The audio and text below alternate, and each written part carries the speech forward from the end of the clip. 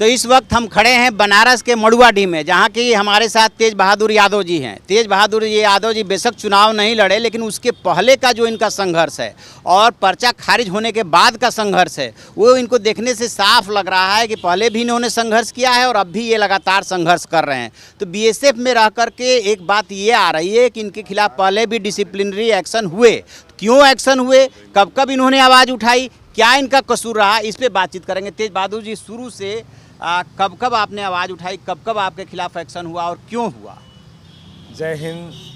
मैं आपको जानकारी के लिए बता दूं कि मैंने जनवरी 1996 में बीएसएफ को ज्वाइन किया और जब मैं ट्रेनिंग में था उस दौरान मैं ऑलराउंड बेस्ट, ये सौभाग्य है मेरा, शायद ऑलराउंड बेस्ट बड़ी मुश्किल से मिलता है। ऑलराउंड बेस्ट का मतलब पूरे हिंदुस्तान की पुलिस और जितनी फोर्स हैं उसके अंदर ऑलराउंड बेस्ट मैंने टॉप किया था, जिसका मुझे गोल्ड मेडल मिला। कब आप बीएसएफ में गए थे? 1996 में, 22 जनवरी 1996 में जी। उसके बाद मैं बटालियन में चला गया। जो माहौल मैंने देखा बीएसएफ का कि जो दिखाया जाता है और जो अंदर है, उससे मुझे बड़ा अजीब सा महसूस हुआ कि देखो जो देश की रक्षा, सीमाओं की रक्षा कर रहे हैं जवानों की क्या हालात है। मैंने 99 का जब कारगिल युद्ध चल रहा था उस समय मेरी बटालियन श्रीनगर में थी। उस समय मैंने सारे मंत्रालयों को चिट्ठी के माध्यम से कुछ डॉक्यूमेंट भेजे कि यहाँ एक तरफ देश जो है युद्ध लड़ रहा है और दूसरी तरफ जो भ्रष्ट अधिकारी किस तरह से मार्केटिंग जो है सामान बिक्री कर रहे हैं, सारे इनके खुलासे किए।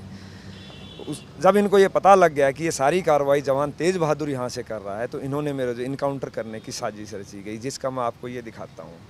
ये आप देख सकते हैं, यहाँ से ये कटा हुआ है, इधर से कटा तो हुआ है, इधर से कटा हुआ है। ये किसने अटैक किया? ये बीएसएफ ने ही करवाया था।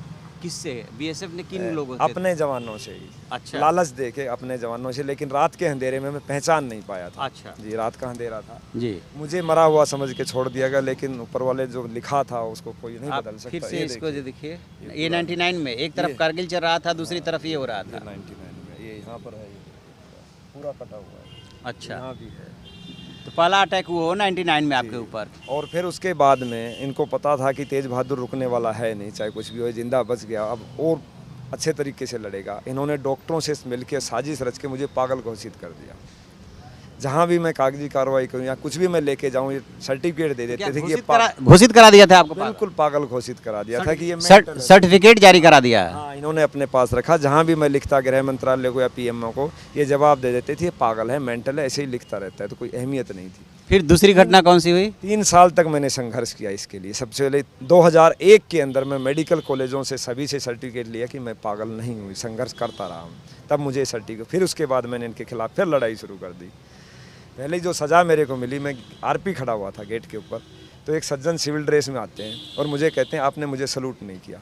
मैंने उनको कहा श्रीमान आपको सलूट मारने के लिए नहीं खड़ा हूँ, मैं जिस रैंक को सलूट मारा मैं उसी का सलूट मारता हूँ, ना कि कोई भी रास्ते में जाते हुए, क्योंकि संविधान की प्रक्रिया जो है, आपको अगर दी रैंक है तो मैं आपको सलूट ज़रूर करता हूँ। मैं उन्हें नहीं पहचानता था। उन्होंने कहा मैं एक अधिकारी हूँ।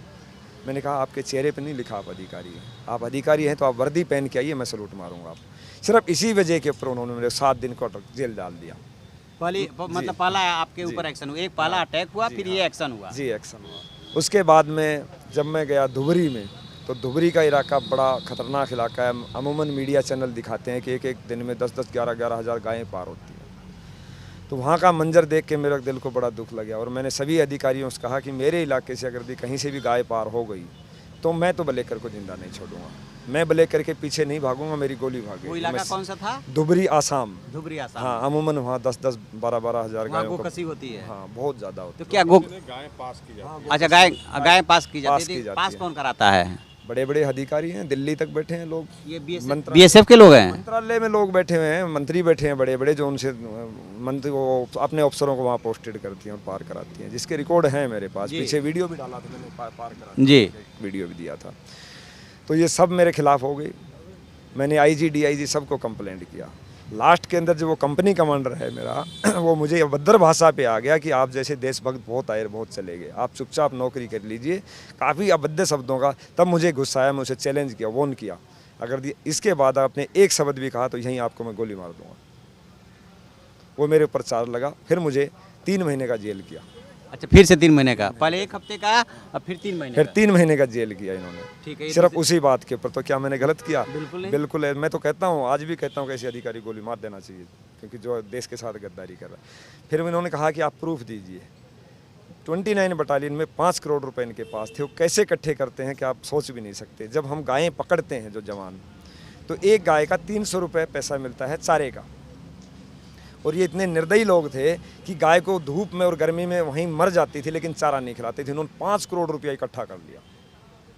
जब मैंने उसका खुलासा कर दिया कि ये 5 करोड़ रुपया है, गायों का पैसा है, मैं आपको खाने नहीं दूंगा, लेकिन जब तक ये लोग हजम कर गए उसको, 50 लाख रुपया आज भी 29 बटालियन की ट्रेजरी में रखा है, जो मैंने बचवाया।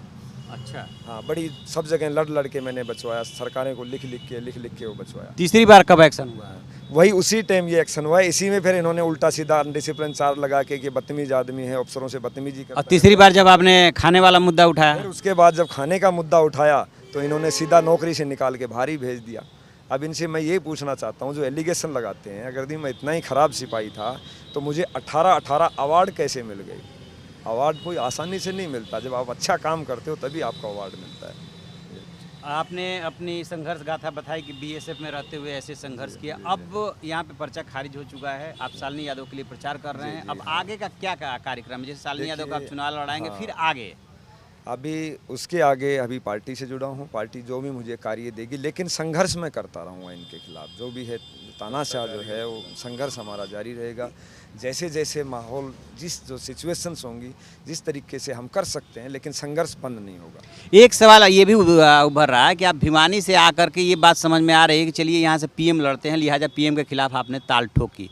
ये संघर्ष आप हरियाणा में भी तो कर सकते हैं, क्या आगे चल के प्लान बदलेगा? नहीं, ऐसा है कि जब भी मोदी जी जब भी चुनाव लड़ेंगे, हिंदुस्तान में कहीं भी भाग जाएं, अगर इस चुनाव में पर्चा खारिज कर दिया, अगले चुनाव में इनके खिलाफ ही लड़ूंगा मैं। मतलब आपका गुस्सा मोदी जी के प्रति है? मोदी जी के प्रति नहीं है, एक तानाशाह व्यक्ति के प्रति है, जो कि देश को तानाशाही तरीके से चला रहा है, उसके प्रति है। मोदी जी नाम के प्रति नहीं है, एक ऐसे व्यक्ति के प्रति है जो इस देश को गुलाम बनाना चाहता है, अपना गुलाम समझता है, जो सेना को अपनी गुलाम समझ। उनके बयान देखे आपने, कहा कि मैंने सेनाओं को खुली छूट दे दी। अबे पढ़े लिखे मूर्ख हो, तुम्हें ये नहीं पता कि सेना आपके अधीन ही नहीं है। आप होते कौन हो खुली छूट देने वाले? राष्ट्रपति को इसमें संज्ञान लेना चाहिए था कि आप कौन होते हो जब राष्ट्रपति वहाँ बैठा है। दूसरा, योगी जी कहते हैं मोदी जी की सेना, तो इससे क्या मतलब है? इसका मतलब ये है कि आज सेना को उन्होंने गुलाम बना लिया। कल को तो वो ये कहेंगे, सेना को आदेश दे देंगे कि इस पूरे शहर पे गोलियां चला दो, ये जवानों पे गोलियां। इससे तो यही हुआ ना। तो आगे चल करके यदि मोदी जी यहाँ से ना चुनाव लड़ के कहीं और से चुनाव लड़ेंगे, तो आप यहाँ से नहीं लड़ेंगे, फिर उनके खिलाफ वहाँ बिल्कुल वहाँ जाएंगे, जहाँ जहाँ भागेंगे वहाँ जाऊँगा। इनका पीछा छोड़ूंगा नहीं जब तक जिंदा हूँ। भाग तो कहाँ भागोगे? चलिए, तो ये हैं तेज बहादुर यादव जी, जिनके जजमेंट में कोई कमी नहीं आई है, पर्चा खारिज हो गया। इनका साफ साफ कहना है कि वो एक तानाशाह के खिलाफ चुनाव लड़ रहे थे और अभी भी संघर्ष जारी रखेंगे। मोदी जी आगे जहां से भी चुनाव लड़ेंगे वहां से ये चुनाव लड़ते रहेंगे। तो आप ऐसी खबरों के लिए देखते रहिए इंडिया न्यूज़, सब्सक्राइब कीजिए इन खबर। Thank you. इन खबर चैनल को सब्सक्राइब करें और बेल आइकन दबाना ना भूलें।